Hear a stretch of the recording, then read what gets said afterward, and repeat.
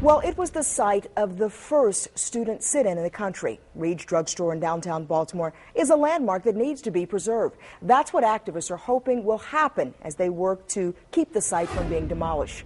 Roosevelt Leftwich joins us now live with more. Rosie? Well, Kelly, a lot of folks are going to meet here tonight to try to figure out a way to save a landmark here in downtown Baltimore. They're hoping that this meeting in New Psalmist will try to get a movement of its own started to try to help save this landmark, which will set the tone for the civil rights movement back in the 1960s. If you went to Morgan State in the 1950s, you had to go through a lot to get there. You took the number 3 bus from the corner of Lexington and Howard to Cold Spring and Northwood and then walked a mile or so to campus. And on each corner was a Reed's Drugstore. And if you were black, you needed to stay out. The other stores, you could go in and you could buy things. Reed's occasionally would let you come in there and buy something, but they didn't want you in there. In 1955, Helena Hicks was known as Helena Sorrell, a tiny 21-year-old senior who lived at home but commuted every day on the number 3 bus to Morgan. One day, she and 7 other students just got tired of the fact that no matter what the weather, they couldn't go in the store and get a sandwich, a cup of coffee, or anything on either end of the line.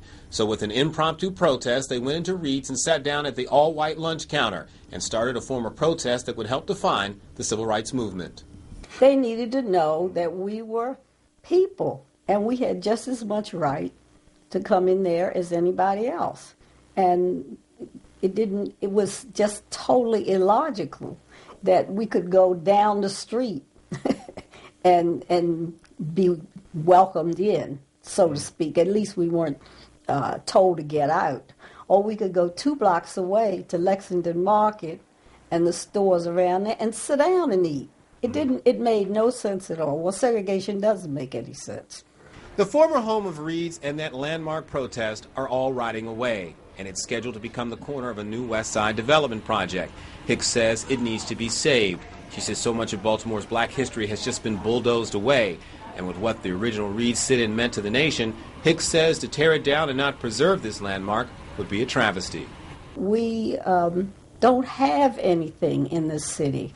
This city that had the largest free black population in the country has nothing left of its history. We don't have anything. They have not preserved one thing. Now, interesting enough that out of that protest at Reed's, there were 2 members of that protest that happened to be from Greensboro, North Carolina. Greensboro, North Carolina, as you may recall, in 1960 was one of the first nationally known student protests that occurred at a Woolworth store there. They got the idea from what happened here in Baltimore back in 1955. The meeting is scheduled to start at 6 o'clock, and all are welcome to come to New Psalmist to discuss ways to try to figure out a way to save this project. We'll have more on this story coming up at 6. Roosevelt Leftwich, ABC 2 News. All right, thanks, Rosie. Sounds like they're revitalizing that movement.